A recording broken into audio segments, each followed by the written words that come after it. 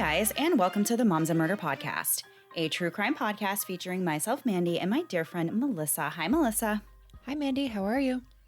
I'm doing great. It is spring. Spring has sprung. Has it? Is it officially spring yet? Spring is springing up all over the place. Yeah, it's beautiful. It's such, I love this time of year. It's just gorgeous. And yeah, I'm enjoying it. Yeah, it is. We're in that weird time of year, though, where it'll be like 3 days of 90 degrees and then it'll drop down. Like this morning I woke up and it was only in the 60s. So I was like, wait a minute, what is this? But we're getting there. We are getting there. And yeah, no complaints at all, for sure. I will be complaining within the week about the 90s again. But for right now, I'm really happy. Yeah, perfect. So we'll get right into the episode this week. For time's sake, again, I don't know how long this one's going to be, but this is another bizarre story. And I know that we say that so many times, and we've been doing this show for a while now. So we have had a lot of really wild stories and just really interesting ones with crazy details. But there's always another one that comes along later on that we say the same thing about. So this is another one of those really, really bizarre stories and has a lot of twists and things in it that you don't hear in other true crime stories. Crime is full of shocking and confusing and sometimes weird and unexplainable events, and this week's story has all of those things. It's really a wild ride from start to finish, and there are a lot of tiny details. So here we go. We're going to start off by talking about a few house fire statistics, and you'll see why these are important statistics as we get into the episode. According to data collected by FEMA, the National Fire Incident Reporting System, and the National Safety Council, house fires cause an average of 2,620 civilian deaths per year, and the majority of these deaths are due to smoke inhalation. One civilian fire-related injury actually occurs every 35 minutes, which is, I don't know why I just think of fires as being a lot less common than that, but that's a lot every 35 minutes for somebody to be injured in a fire in some way. So the top 3 causes of house fires are cooking, which account for 50% of all house fires. And next would be heating equipment, which accounts for 12.5%. And then the third is electrical malfunction, which accounts for 6.3% of house fires. Of the cooking fires, the highest percentage occur on Thanksgiving Day, and fires that are started by candles or heat sources most commonly happen on Christmas Eve, Christmas Day, and New Year's Day. Those make sense. I feel like we've all heard that the risk of fires is a lot higher when people have Christmas trees and things like that inside their houses. So some of these house fires seem to be pretty obvious, and you can kind of understand how they started. But here's one cause of house fires that you may not think much about, but it's also relatively common. Fires that were started inside homes as a result of smoking materials, such as cigars and cigarettes, are very, very common. The report I looked at was actually several years old, but this is what I found. During 2012 to 2016, 5% of house fires were started by smoking materials. 1 in 20 home fires during these years was actually due to smoking, and those fires are responsible for 23% of home fire deaths. So fires that were started by smoking are actually responsible for 23% of home fire deaths. Again, that is a crazy statistic that I was not expecting. So fires of this nature often originated in the living room or in a bedroom. And of course, there are a lot of highly flammable objects in these rooms, like, your bed and your couch and the materials that are used to make those types of things. So these kinds of accidents are tragic and very preventable, but they do still happen with some frequency. In the strange case we're discussing this week, a fire broke out inside of a home in Green Bay, Wisconsin on February 11th, 1998. This was not a typical fire. The whole house did not go up into flames, and the fire actually wasn't even discovered until after it was already extinguished. It actually extinguished itself, so it started and stopped all by itself. A woman by the name of Lola Carter arrived at this home shortly before 11 a.m. to visit her daughter who lived there. And when Lola arrived, when she walked in, she makes the horrific discovery that there had been a fire inside the house. Her daughter, named Sandy, was dead on the couch in the living room after having been engulfed in flames when the couch somehow caught on fire. It appeared as though the fire went out whenever it ran out of burning material from the couch, and the rest of the house did not catch on fire. So it was just this one area, just her couch in her living room, which explains why no one would have, even been aware of this fire to call 911 until her mom arrived. So Lola dialed 911 at 10:59 a.m., and by 11:07, fire investigators respond to the scene. Lola's daughter, Sandy Maloney, was found face down on the couch. Her left arm was folded underneath her, and her right arm was semi-extended down to her right side, kind of if you're laying on the couch, maybe going to sleep, how you might be laying down on the couch. She had on pants, but she did not have on a shirt. Investigators said there was a, quote, self-limiting fire originating on the sofa, end quote. Sandy's body was found to have thermal injuries, and her upper body, her torso, was mostly intact, but the lower half of her body was badly burned. She had bone and muscle that was exposed and blackened skin. Her front upper body, though, was protected by the fabric of the couch. She was laying on the couch on her chest. There was also blood and fluids in her nose, her mouth, and chin area. As fire investigators are going through the house, they look around and really it's in terrible shape. It's really, really bad. The house is really untidy. There's ashtrays full of old cigarettes, burned and discarded matches on the floor, cigarettes that have been left on furniture and other places and had somehow managed to extinguish themselves before they caught on fire. She has cigarette butts and ashes all over the house. So as they're looking through this house and they're seeing all these, cigarettes out, matches different places, they're thinking that it's very likely that maybe Sandy accidentally started this fire on her couch with a lit cigarette. Maybe she fell asleep, she had it in her hand, and it caught on fire, and she passed away, which seems pretty reasonable considering the rest of the house and, the cigarettes that were out, the matches that were everywhere. And during the investigation, they also found out that the fire originated in the couch cushion, which was about 4 inches away from Sandy's right hand. They could not identify the ignition device, but based on the house and what was going on, they thought it was most likely a lit cigarette. The fire in Sandy's home burned very slowly and was a smoldering fire. And it's this toxic, thick smoke from the synthetic materials in this couch. I can imagine everything is don't light anything, flammable. Right. Some materials are just going to burn and be a really big problem. And the fire smoldered until it went out due to a lack of oxygen. So this seems like a pretty open and shut case. She falls asleep, she has a cigarette catches on fire. Unfortunately, she passes away. But there's more to it. So Sandy's mom, Lola, had a different opinion than what the fire investigators found at the scene, even though they had all of this evidence that her death was most likely an accident. What investigators didn't know when they first arrived was that Sandy was actually in the middle of a very rough divorce and custody battle with her husband, John Maloney. Lola said that the moment she saw that her daughter was dead, she just knew that it was John who had set this up. Although one could argue that she was, in shock and she was grieving, and this is her daughter that she's just found. Some people might say that she's grasping at straws and just looking for somewhere to place the blame, which also makes sense. But the Brown County Arson Task Force actually agreed with Lola and said that there was something that didn't seem quite right about the case. This task force was called in since there was a death involved in this fire, and the Wisconsin Department of Justice Division of Criminal Investigation, or DCI, also conducted an examination from February 13th to February 25th, and their examination found that the fire had been set intentionally. So that is where things kind of get really interesting. The DCI report confirmed that the fire did start on the couch, and they also made notes about the poor condition of the home, and they noted, quote, poor and sloppy housekeeping. They said that when they looked around, they found no food in the freezer, and the only items that were even in the refrigerator were milk, ketchup, and mustard. So things kind of started getting a little weird when the investigators start going around the house more, and they see that there is evidence of possibly other injuries going on in the house. They discovered blood and traces of blood all over the place, and even more of that kind of confusing evidence in the basement. So first, there were small drops of blood that were found in the basement sink and on the toilet in the bathroom. And there was also blood on the wall below the toilet paper dispenser. The bathroom was then sprayed with luminol, and they found blood stains in the shower and other areas of the bathroom that weren't visible to the naked eye. Blood was also found in other parts of the basement. There was a rec room in there, and they noticed in the rec room what appeared to be a makeshift noose.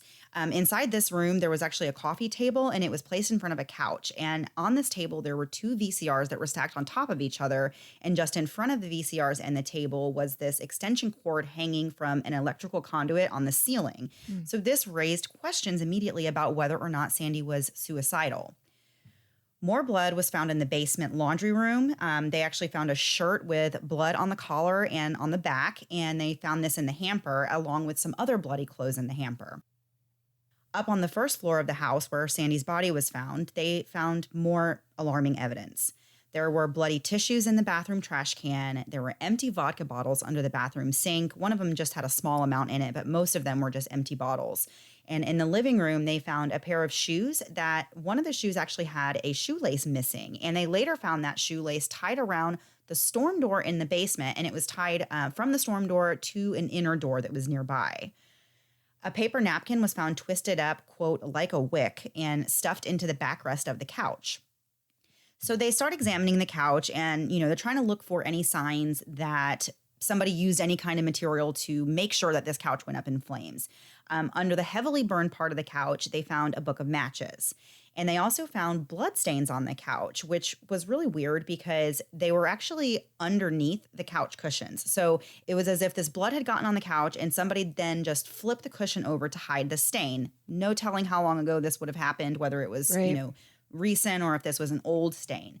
So separate fires were found to have allegedly been set on different parts of the couch. There was like 4 different areas that the DCI report said there were separate fires. It wasn't just one fire that started in this cushion. It was actually multiple places on the couch that were started on fire. So the center section of the couch was the most severely burned part, though. The main floor of the house was covered in heavy soot from the fire. Most of the damage was in the living room, of course, because that's where the couch was. The windows in the living room were cracked from the heat, and several furnishings were damaged and distorted from the heat. There were no signs of forced entry into the house, and all 3 of the entry doors had no indication of tampering. The front door was actually locked, and as Mandy said before, there was that shoelace that was tied around the storm door and the inner door nearby. But the shoelace on this door had actually been cut. The side main inner door was also locked. The sliding patio door was locked and had a piece of wood in the slider to prevent opening. I used to do that at my old house with a sliding glass door. Me too. Yeah, With right? like a It's like broomstick or the something. typical Yeah. thing you do. Exactly. So if someone else had been responsible, they would likely have left out the side door and locked the deadbolt on the storm door from the outside with a key. But who would have a key? And that's when they thought Sandy's soon-to-be ex-husband named John. Police locate John to tell him about Sandy's death. John is questioned by police and says that he hasn't spoken to Sandy in about a week. He had talked to her on February 4th on the phone. But when they asked him what he was doing on February 11th between 6 and 8:30 p.m., John became really impatient and irritated. And as he talks to police, he changes his story multiple times. John admits to them that he does have a key to the storm door, but police never found it and he never turned it over to them. Since John co-owned Sandy's house, he gave written consent for it to be searched. So things get even more interesting here when we find out more about John and Sandy and who they were and how things got to this point. And we're going to get into so many more details of this story after a quick break to hear a word from this week's sponsors.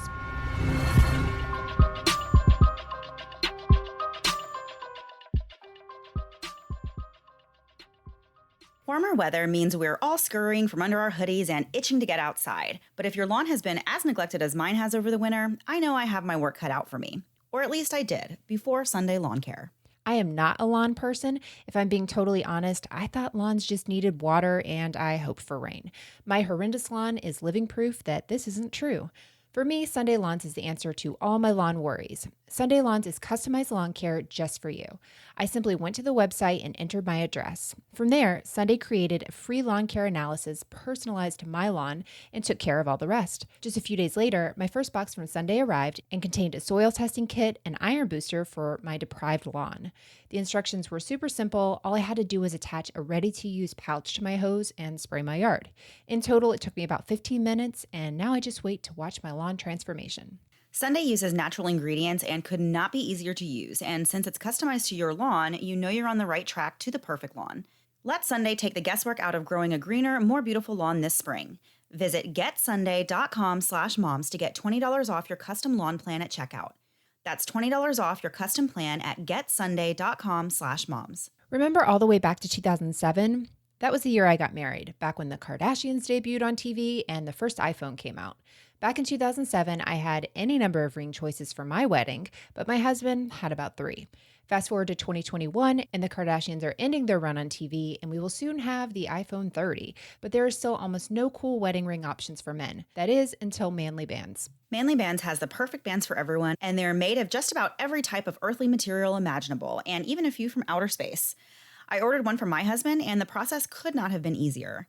To get started, I just ordered the Manly ring sizer from Manly Bands to ensure the ring fit him perfectly as he went about his day. Once I had his size, the fun begins.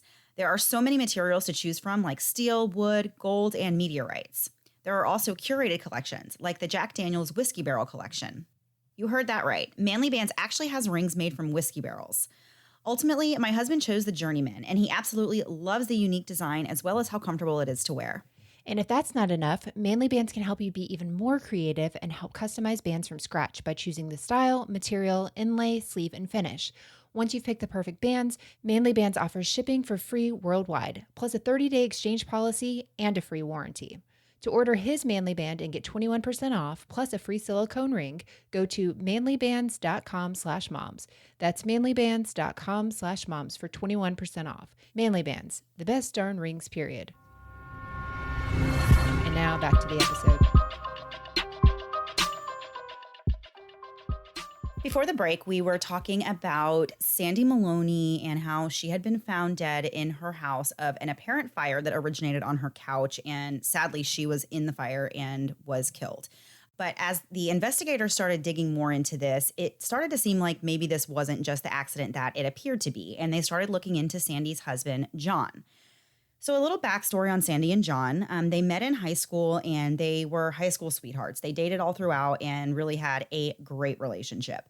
Sandy grew up in a typical home and her father was a police officer, but he sadly passed away in 1989 at age 58. Sandy and John got married on July 22nd, 1978, and they went on to have 3 kids together. They had 3 boys named Matt, Sean, and Aaron, and they were all very close in age. She had all 3 of these boys between 1985 to 1988. Sandy was a really good mom. She was very warm and caring. She was very, very loving and compassionate. She had a strong love for her family and really loved that role. She volunteered at her kids' school, and they were all involved in multiple activities, and so were she and John. They were very involved in what their kids were doing. Sandy actually became a stay-at-home mom after the kids were born. John graduated from Northeast Wisconsin Technical Institute, and by the time they got married, he had lost both of his parents already. After John graduated, he became a detective with the Green Bay Police Department and also worked as an investigator for the Brown County Arson Task Force, which is...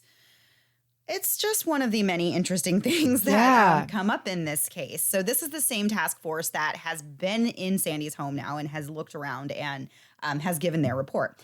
So following the birth of their children, Sandy actually developed some neurological issues. And she started having these problems where the right side of her body from her neck to her arm would go numb and her hands were tingling. She was starting to have dizzy spells and she was really thinking, something is terribly wrong here. So she went to a chiropractor and thought, maybe if I get an adjustment, things will get better. But things actually got worse after she saw the chiropractor. And this led her to believe that she might have multiple sclerosis. So she made an appointment with a specialist at Mayo Clinic, and they did all this testing, and they diagnosed her not with MS, but she was diagnosed with Arnold-Chiari malformation. So usually this is caused by structural defects in the brain and spinal cord. A neurologist prescribed Klonopin for Sandy, and this medication is something that she quickly became addicted to. Friends of Sandy said that she took this Klonopin like it was candy, and she eventually started taking other prescription medications. She started realizing that she was having a problem with dependency, and she tried to quit taking these medications cold turkey once, but this actually induced seizures, so she continued taking her medicine. After her first trip to the emergency room for a seizure, they did a drug screen and she was positive for several substances. She had benzodiazepines, barbiturates, opiates, and an antidepressant found in her system. When Sandy wasn't taking prescription pills or she couldn't get her hands on them, she began to use alcohol and she started drinking vodka. She chose vodka because she believed that when she was drinking that particular alcohol, nobody around her could tell that she was drinking. But when she was drinking, she had some pretty bad behavior. Like she would start fights with random people, even her own neighbors. And sometimes these fights would become physical. Whoa. Yeah. So, which is really sad. It's really sad to hear something like this when you hear about this family that was really thriving and then she has these medical issues and she gets hooked on the medications that she's prescribed. And you hear this all the time. This is a huge problem that we Right. have whenever we're treating people, especially with pain and things like that. It is very sad to hear that she kind of spiraled and went down this path. Yeah. So while all this is going on, John is working as a police officer and he's caring for the 3 kids. And he was trying to keep Sandy's addiction kind of quiet, but he was trying to get her help. He alleged that he held 2 interventions and both of them failed. Sandy's addiction to prescription medication then got even worse. She started asking her friends to provide them if she couldn't get any, and in the end, she even resorted to taking her kids' prescriptions. And this was actually a known problem. So the kids started having to take their medications in front of the pharmacist, but it got to the point where Sandy was so desperate that she would actually instruct her kids to just slip these pills under their tongue and spit them out for her whenever they left the place. Oh my gosh. So sad. Yes, very sad. So as things continue to progress, the relationship between Sandy and John really started deteriorating. Sandy was drinking and leaving vodka bottles all over the house. She was constantly fighting with everybody. There was a lot of yelling. There was a lot of screaming, slamming doors, just not a very peaceful home environment at this time for this family. Yeah. So in May of 1997, John goes out of town to do some police training. During this time while he's away, Sandy gets drunk and she drives and crashes their family van. This was the final straw for John. He had finally had enough. And so he moves out of the home immediately and files for divorce from Sandy the following month. Despite the many problems he's having in his personal life, this looming divorce and now custody issues, John was really lonely and ready to get back in the saddle to start dating again very quickly after he moved out of this home with Sandy. John began dating an IRS criminal investigator named Tracy Hellenbrand. Their relationship moved really quickly, and the couple quickly moved in together and even started talking about starting a family together. They signed a 1-year lease on a house that was closer to where John's kids went to school, and this house that they signed this lease for is only about 2 miles away from where Sandy lives. But about 6 weeks after John files for divorce, Sandy's mom, Lola, actually calls him and says that Sandy has, quote, lost control in an alcoholic rage, end quote, and tells John he needs to come over there right away and pick up their 3 boys. So after this incident, John goes to court and he is granted custody of the kids. And Sandy's only allowed to have supervised visitation in public with them. This, of course, losing her husband, losing her kids, causes this further decline in Sandy's mental health and her behavior. At this time, she begins smoking. She was never a smoker, but at this time, she picks up smoking. She starts smoking cigarettes, and she continues this habit of her heavy drinking. So eventually, it gets to the point where she's at home and all she's doing is hanging out, taking prescription pills, drinking vodka, and chain smoking. She had pretty much given up on everything. She's lost her kids, she's lost her family, she's lost everything.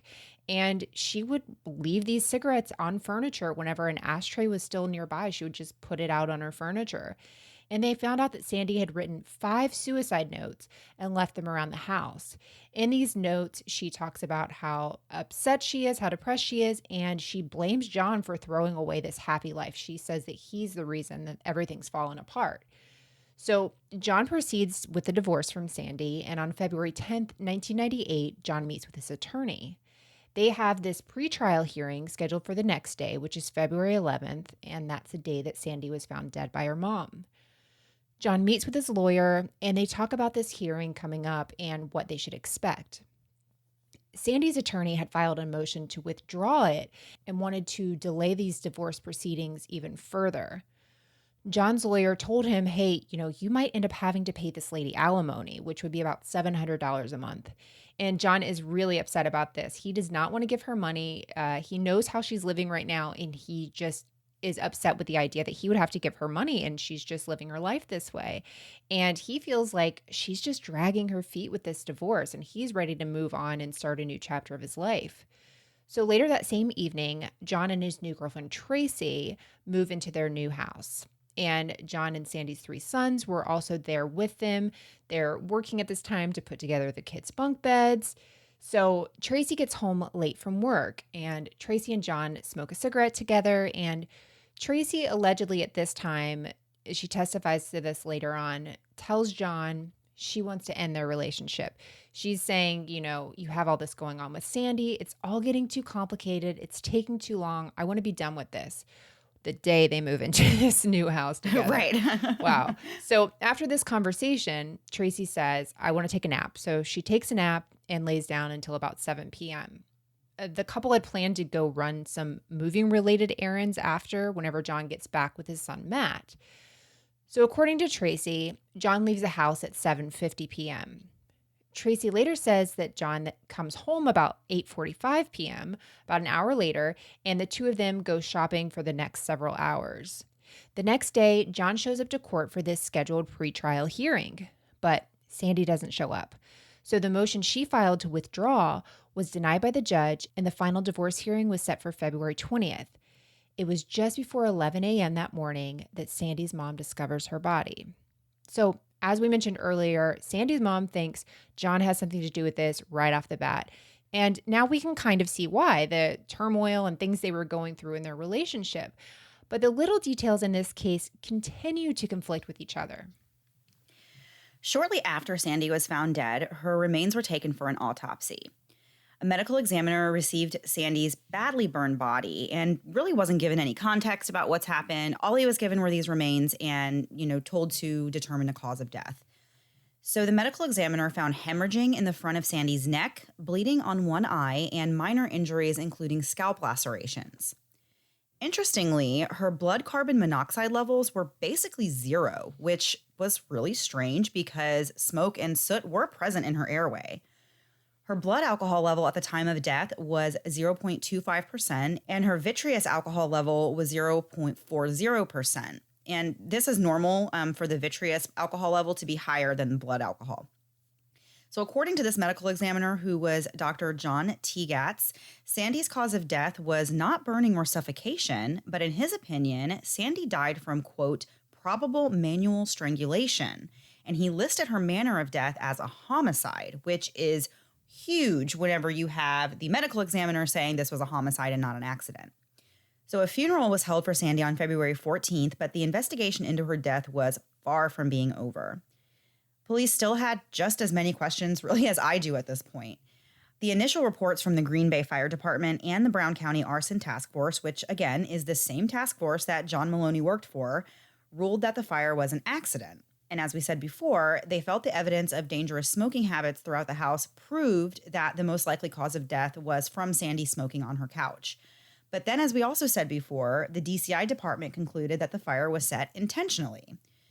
So DCI is the Division of Criminal Investigation. So these are the investigators that are going to be looking into whether or not Sandy was murdered and not just the cause of the fire, the way the arson task force is looking. Right. Their job isn't to look into whether or not there's a murder. They're just trying to find out what happened as far as how the fire was concerned. So the DCI investigators that were looking into the murder aspect of the case found that Sandy's autopsy findings were consistent with homicide, and they launched a murder investigation, but they only focused on John Maloney as their suspect. So this is where things start to get even more interesting. The Brown County DA actually recused himself from this case because of the fact that John is an officer in his jurisdiction. A DA from another county, a man by the name of Joseph Paulus, was appointed as a special prosecutor. In May of 1998, Tracy, John's new girlfriend, hires herself an attorney in regards to Sandy's death. And Tracy advises John to obtain legal counsel for himself.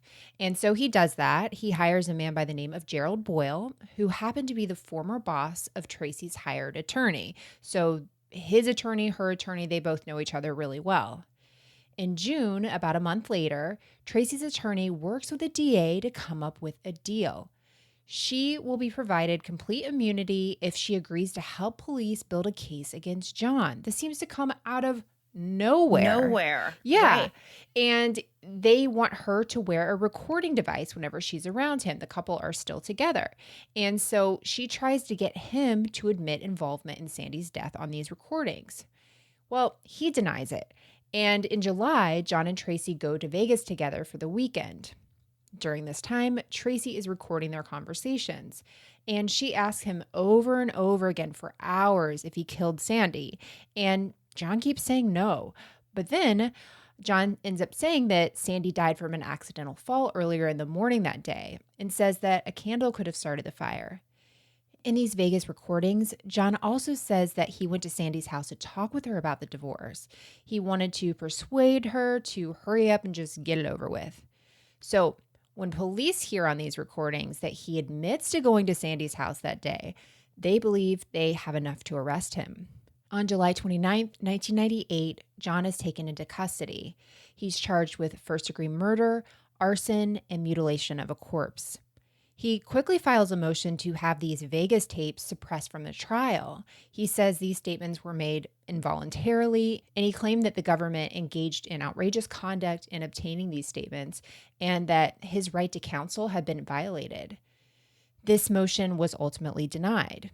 So, interestingly, the DA sent these Vegas tapes to an editing company to allegedly be cut down for time, but not altered in any other way. The cost of this editing would be $27,000. Whoa. Is that normal? Oh my gosh. When I saw that it was going to cost that much money to have these tapes edited, I guess to present to a jury, in a nice, pretty little package where it was all the right information was there. But that seems crazy that that's how much they pay for that type of service. Honestly, I feel like my editing skills would be worth about $2.70. Right.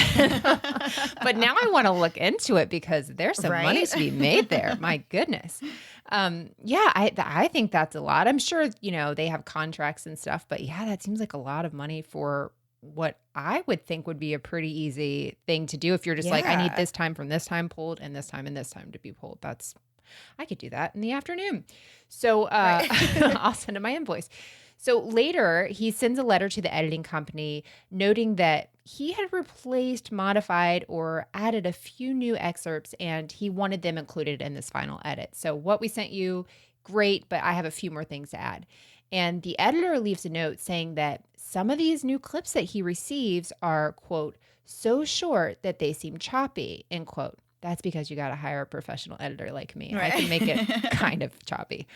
So John's trial begins on February 8th. And although we've discussed so much about this case, you won't even believe how much more there is left. And we will get right back into that after one last break to hear a word from this week's sponsors.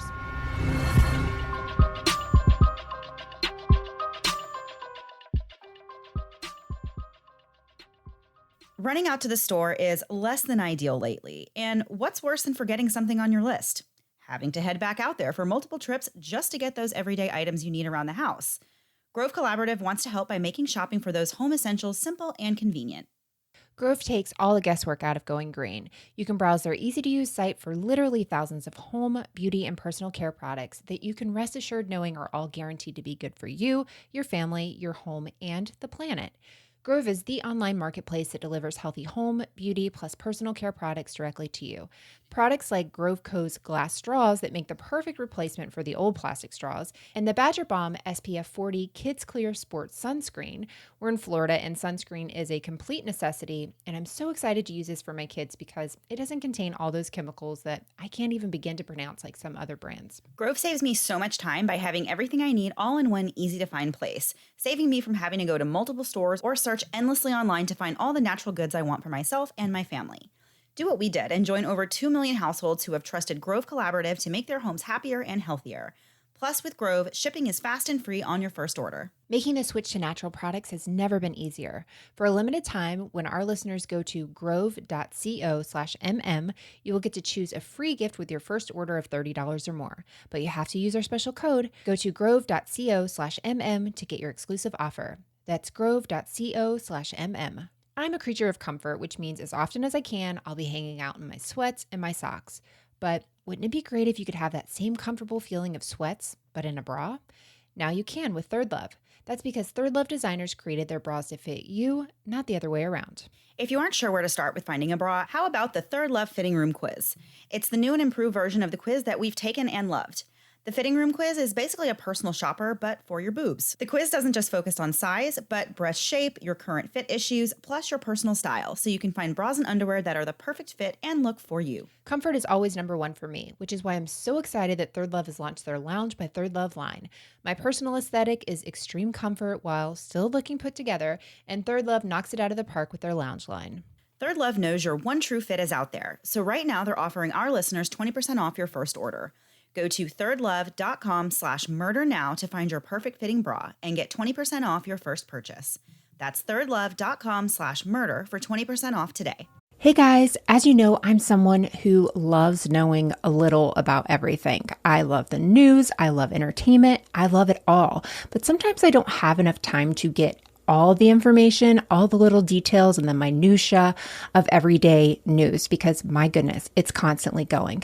But thanks to the Newsworthy podcast, I can get all I need in little bite-sized pieces. So if the stress of the news is getting you down, but you still want to know what's going on in things like the election, check out the Newsworthy. And in these 10-minute episodes, they're just on the go listening. I can listen to it quickly on a walk, on my way bringing my kids to or from school or one of their activities. When I'm in line at the grocery store, there's never a wrong time to listen to the Newsworthy. But if you feel bogged down by the news and kind of the negativity of it, but you still want to be informed on what's going on, the Newsworthy is the place to do it. Erica at the Newsworthy is an independent journalist, and her team does really all the hard work and research for you. I love that the episodes are so well-rounded, and there will be fun stuff like tech or big stories, but the way Erica gives this, efficient and neutral overview of the news, and in just 10 minutes each weekday, it's perfect. Just search The Newsworthy in your podcast app or go to thenewsworthy.com to start listening.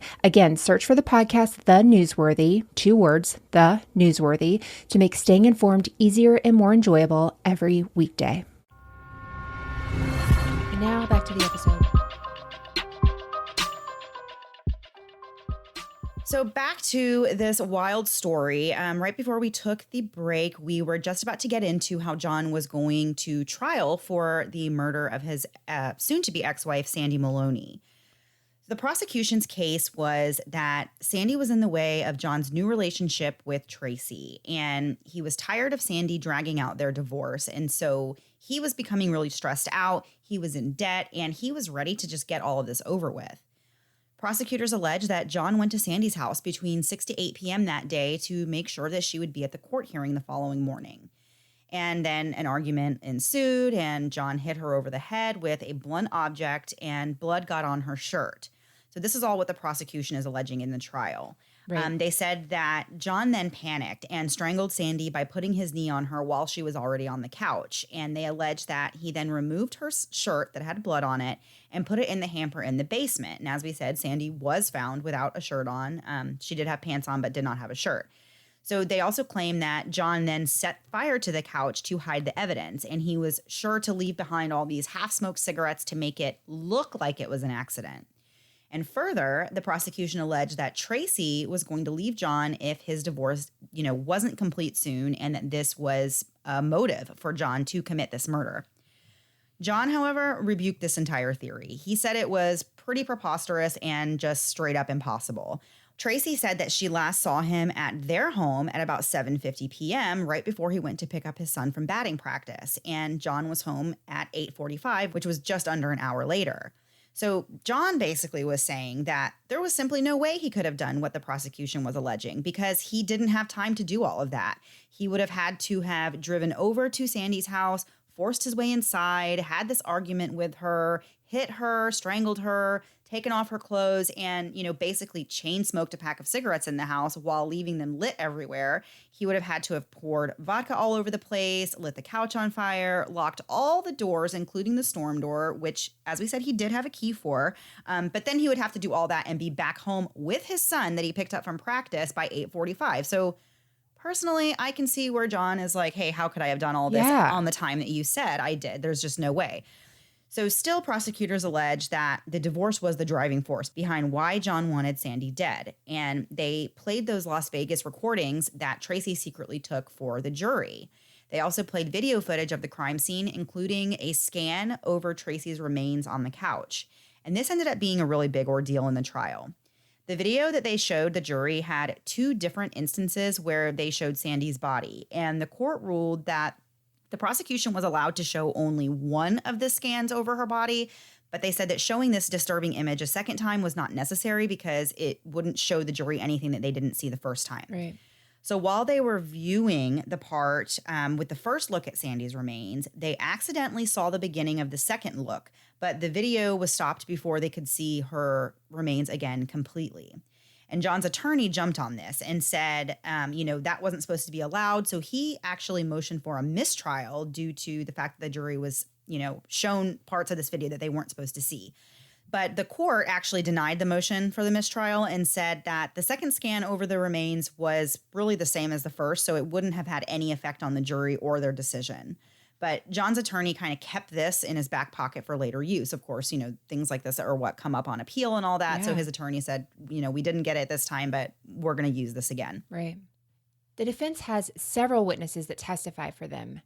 Sandy's mom, Lola, testified that she spoke on the phone with Sandy multiple times on the night of February 10th, the night before she died. Sandy told her mom that John was supposed to bring the kids over around 6 o'clock, and Lola talks to her around 6:03, and Sandy says John still hasn't arrived with the kids. Lola then tries calling Sandy again at 8:26, but got the answering machine. And the next morning is whenever she goes to her house and finds Sandy dead. Sandy's friend Lynn also testifies to trying to call Sandy that evening. She says that every time she called, she got a busy signal, but finally at 7:35, she was able to leave a message on the machine. And what's really interesting about this, and I still don't understand how things work, like things like the internet or phones, and this really threw me for a loop. But when police respond to the scene, they notice that the telephone receiver is off the hook. But what's even more strange, even though it's off the hook, it actually rings while they're there. And a rep for the manufacturer of the phone testifies that if the receiver's off the hook, any caller gets a busy signal. So that adds up to whenever her friend was calling. But when the phone is exposed to extreme heat, the mechanism inside melts, which then allows the phone to ring. So weird. Yeah, that's so weird to me that they're like, oh yeah, no, that's a thing. When it gets too hot, you'll be able to still call. Yeah. Like, I don't get that at all. So Sandy's own psychiatrist also testifies for the prosecution. Dr. John Stamm said that back in June of 1996, Sandy confides in him that John had physically and emotionally abused her for years. And soon after that, she shows up to one of her sessions and has bruises on her face and her arm and tells the psychiatrist that John was the one that inflicted these injuries on her. A year later, in June of 1997, Sandy tells Dr. Stamm that John had threatened to kill her. So Tracy, John's girlfriend, not anymore, she testifies as well in the case. So she tells them the accounts of that evening. She says that she wanted to end the relationship. This divorce was taking too long. It was too messy. She just wanted to be done with it.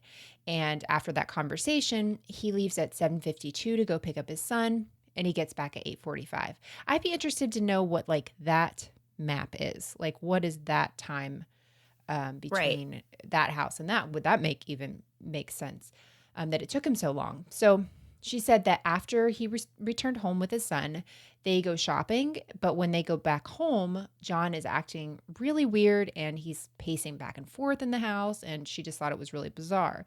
She also said that he smelled like he had been in a musty basement or a cellar, and she actually took a polygraph test, but since polygraphs are not admissible in Wisconsin trials, the jury was not allowed to hear the results of those. So John's defense team focused on 2 main strategies. The first one was to convince the jury that the investigative team focused on John as the only suspect and never considered anyone else. And their second strategy was to convince the jury that it was actually John's girlfriend, Tracy, who committed the murder. John claims that his defense did not hire any forensic experts to dispute any of the evidence that the prosecution had. In one example, a fire investigator was asked by the defense to review the case before the trial, but the defense only gave the investigator the DCI report and a few photos of the crime scene, so he couldn't really make a proper analysis. But if he'd known everything, John's supporters, and himself, of course, believed that this investigator would have concluded that the fire and death were both accidental. According to John, his defense was very weak. So it's not very surprising that once the jury heard all of the evidence, they found that John was guilty on all counts that he was accused of. On April 23rd, 1999, John was sentenced to life in prison for the murder charge, and he was given 40 years for the arson and 10 years for mutilation of a corpse. But not so fast. The story actually does not quite end there. John filed for post-conviction relief right away, which was denied. And so his next step was to, of course, appeal his conviction. And he also appealed the order that was denying the motion for post-conviction relief. The grounds that he listed for his appeal, there were several of them, so we'll just quickly go through them. The first was that there was not enough evidence to convict him. 2, trial court should not have admitted Sandy's statements to her psychiatrist because they were irrelevant. Number 3, the trial court should have ordered mistrial after the jury saw that second view of Sandy's body on the tapes that they were shown.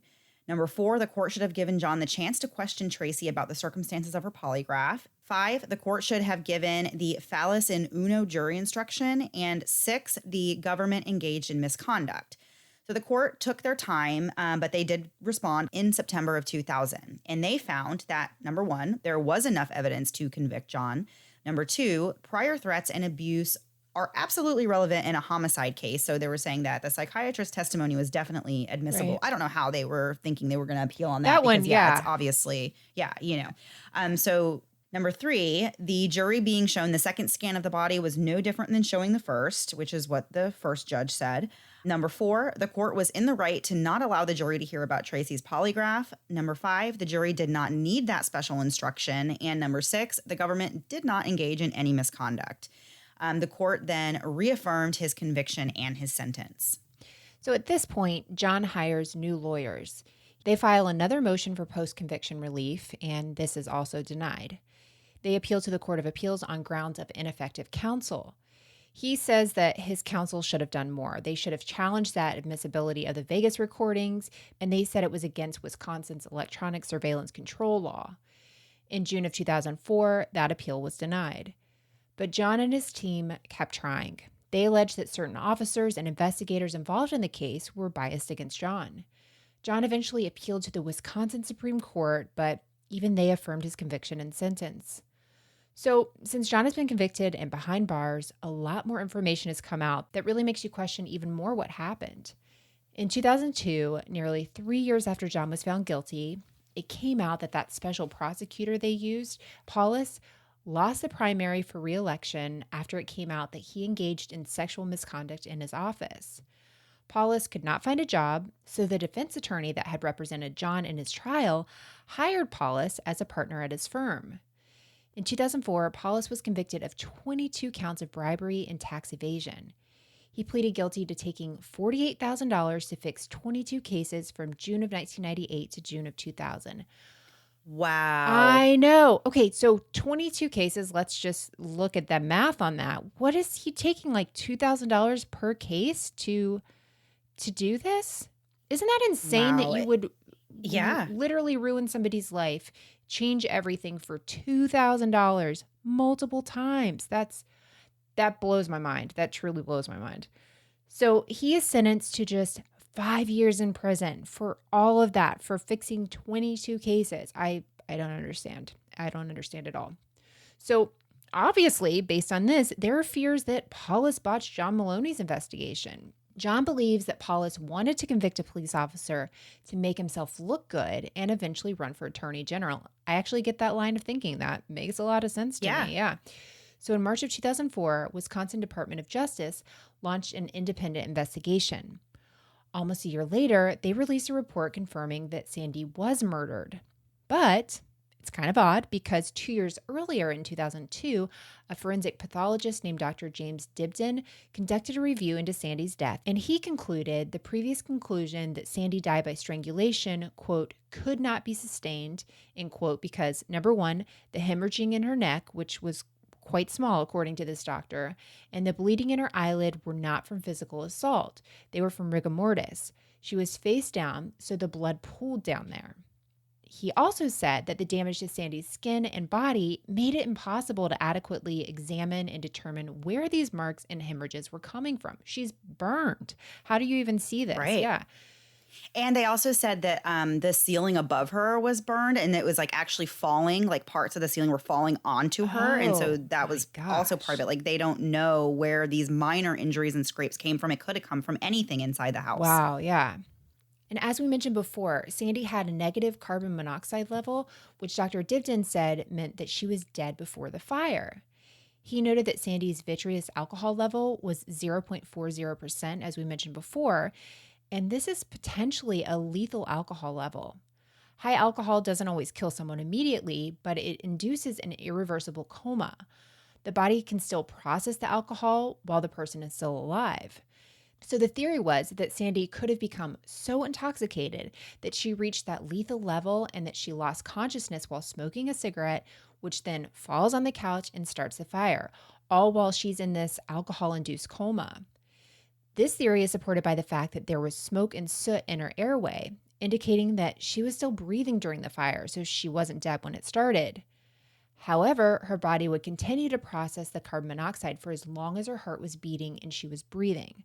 So Dr. Dibdin believed that her body could have eliminated the carbon monoxide before her heart and respiration stopped.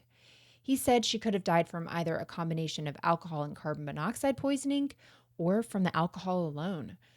Other injuries on Sandy were minor and could have been self-sustained from bumping and falling into things while intoxicated. All of it makes a lot of sense whenever you hear Yeah. really both sides. I feel like all of the reports, you can see how everybody came to the conclusions they came to in Yep. this case, but it's just, there's so many questions. So the same year that this report was produced, on July 4th, 2002, another doctor, Dr. James Munger, he was a fire and explosive investigator, and he released a report of expert opinions. This doctor was hired to review the case and determine if Sandy was murdered or not. And he formulated 12 different opinions. And we're not going to discuss them all in great detail. Some of them were very short. Most of them are actually very short. So we'll go through the important ones that he came up with. In one of the opinions, he stated that the analysis conducted by the experts and the murder hypothesis they came up with was junk science, which, oof, gosh, that's that's not something you want another expert to say Right. about your work. But he said that the fire did originate in the living room. He said that the burn patterns under and adjacent to the sofa were fully consistent with the melting and burning of the foam material on the couch. He said that the ignition source was smoking materials and noted that, quote, the careless smoking habits of Sandy are unquestionably documented by the photographic evidence, end quote. He said there is no scientifically valid evidence of any type of accelerant being used in the fire. So there was no gasoline or anything that was like intentionally put there to make sure that the couch caught on fire. He said that her level of intoxication and her position on the couch are consistent with her being unconscious before the fire started. And he also gave his opinion on the electrical cord fastened like a noose, as we said, in the basement, and said that this was clear evidence that Sandy had tried to take her own life before the fire incident. Dr. Munder also alleged that as an expert in the field, which John Maloney was, as we said, he worked for the fire investigation team, John would pretty much know how to make a better fire and how to hide the evidence a lot better. You know, he's a police officer and he also specializes in this fire investigation team. So this doctor was saying that if John had been the one to commit this crime, he would have taken steps to ensure proper ventilation, to make sure that the fire actually grew and included the entire house structure Right. and everything inside and not just the couch, and didn't go, put itself out. And as somebody who knows about that stuff, he would know, how to make sure that happened. As an investigator himself, John would also know that a fire would not be able to totally conceal a death that happened before the fire. So fire doesn't always cover up a murder. So further, he said that John would never take Sandy's bloody shirt off and move it downstairs. Otherwise, he would have to burn, he would have to set more fires in the basement. If he would never take off the bloody shirt, which is evidence, and then put it somewhere where anyone could find Right. it. So that does make you think, Yeah. like, did John have anything to do with this or did he not? So I don't know. So, where are they now? John and Sandy's boys were raised by John's sister, Jenny, and John is incarcerated at the Dodge Correctional Institution in Des Peres, Wisconsin. I'm really going out on a limb there. I think that's how that one's pronounced, but let me know if I got it wrong. I'm sure you will. And he is eligible for parole in 2024. He will be 67 years old. John now has a fiance, a woman by the name of Kimberly, and she started a change.org petition to the governor, the state senate, and the state house to free John. The petition states that prosecutor Paulus, quote, transformed the sad death of a suicidal alcoholic addict into a media-driven murder and an arson case which turned the justice system upside down, end quote. As of February 24th, 2021, there are 3,873 out of the 5,000 signatures they wanted. There's also a website with a ton of information about this case, and it was sourced for this episode. It's john-maloney.org, and it's all about John's innocence. The website says that he needs legal representation, but he does not have any money. The family's finances were all wiped out because of this, and they welcome donations. There's also a book called Full Circle that discusses this case and its many, many details at length. What do you think, Melissa? Oh my gosh, Mandy. It's one of those that I can go back and forth in my mind the whole time. There are little pieces from each side that I can see how, like you were saying, how they could arrive to their opinions. I don't know. I feel like sometimes the most obvious is the most likely. Right. And it just seemed like from the house, from things that were going on, that it's likely that, it could have been a complete accident.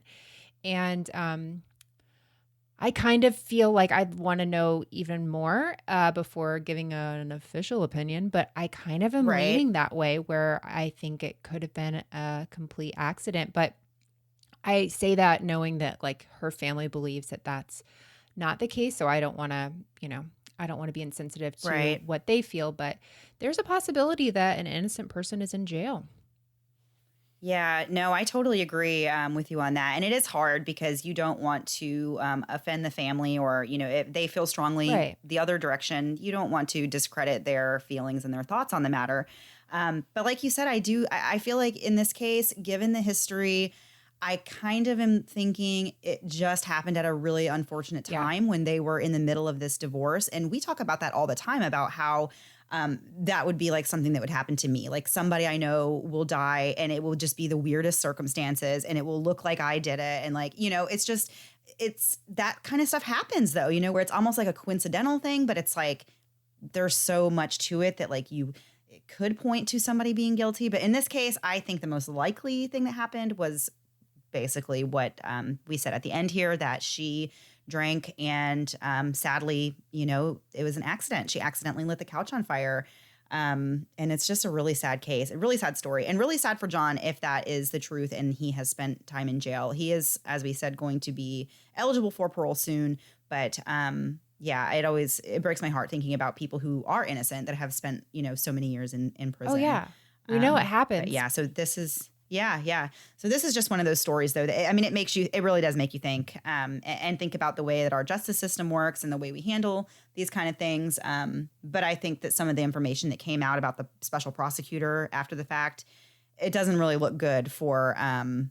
It doesn't really it doesn't make me believe that they were on the right track there with that, whenever you find out that they've fixed cases and all that kind of thing.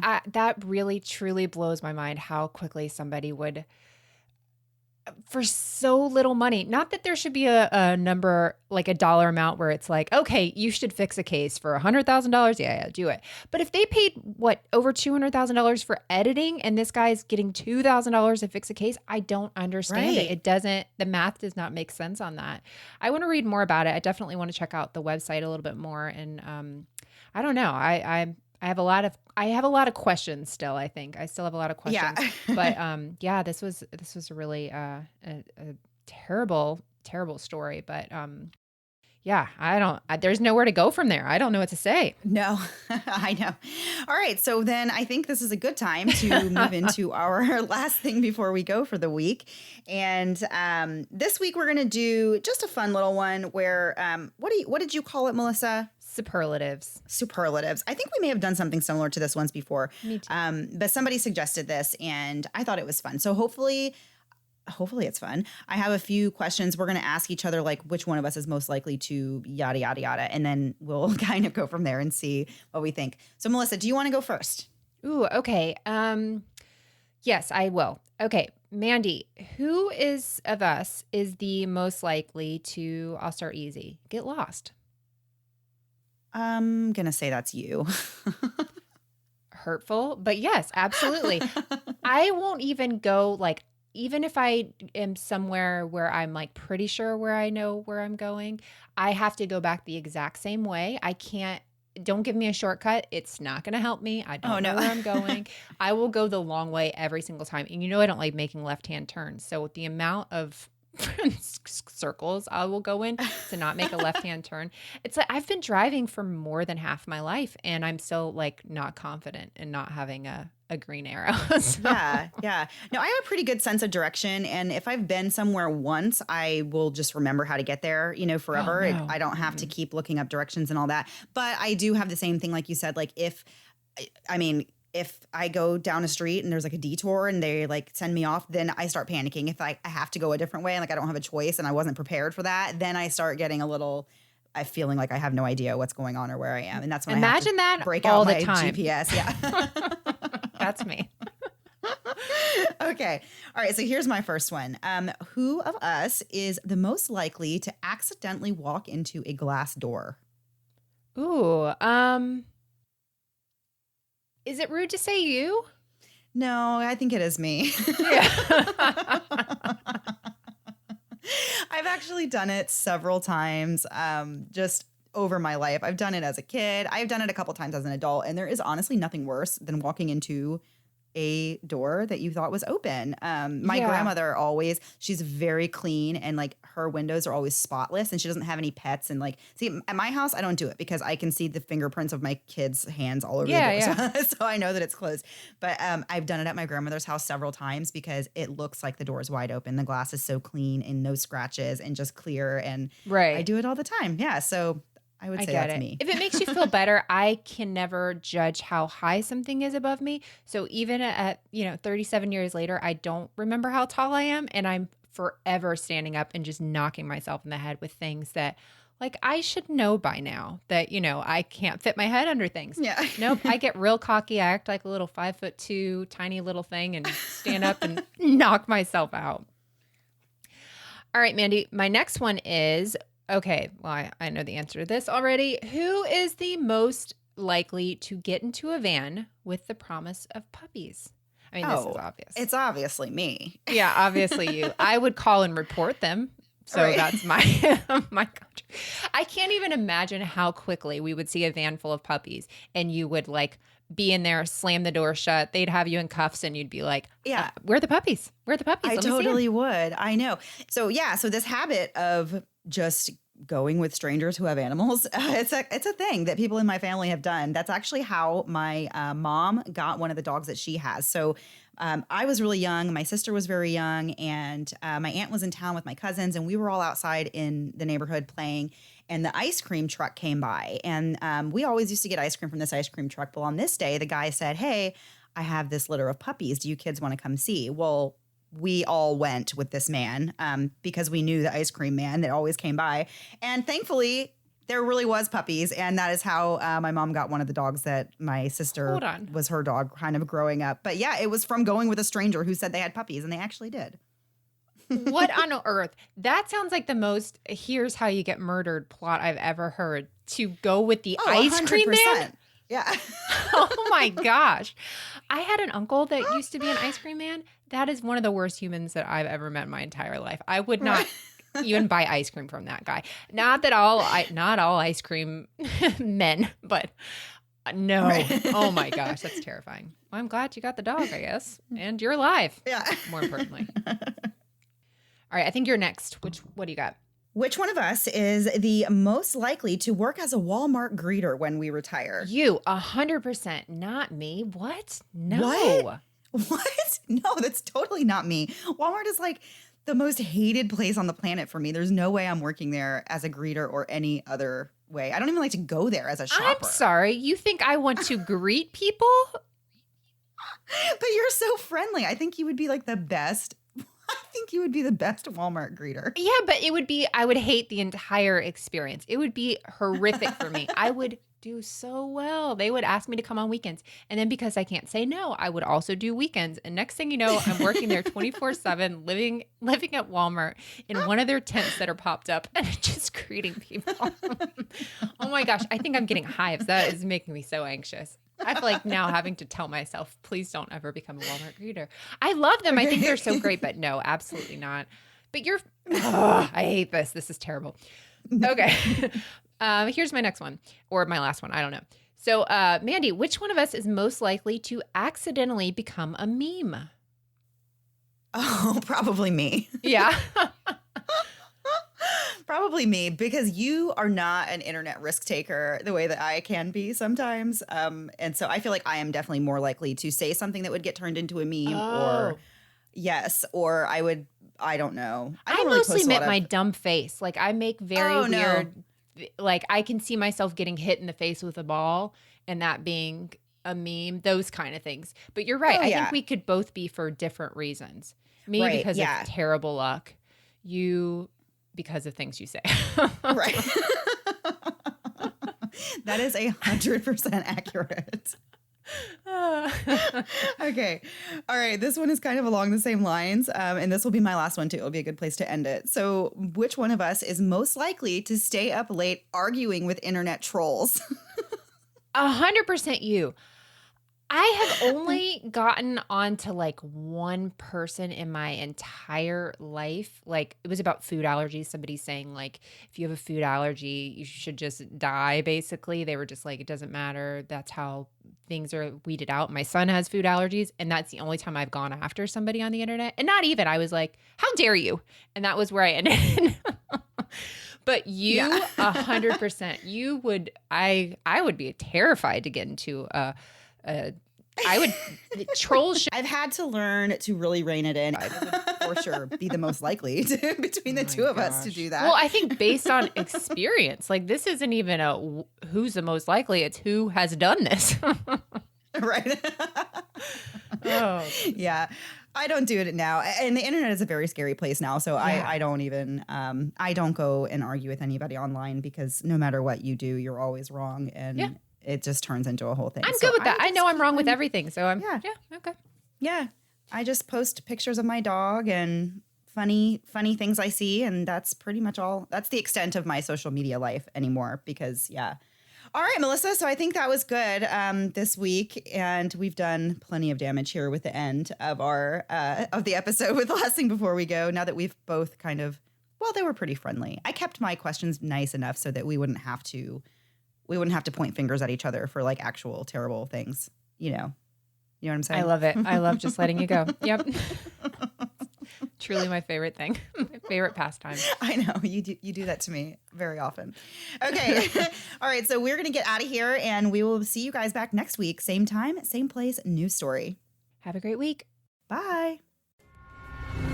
Thanks so much for listening to the Moms and Murder podcast. Make sure to check back with us next week for a new episode. You can also find us at momsandmurder.com, where you can connect with us via social media. Please make sure you subscribe and give us 5 stars, because giving us 4 stars would be a crime. Thanks so much.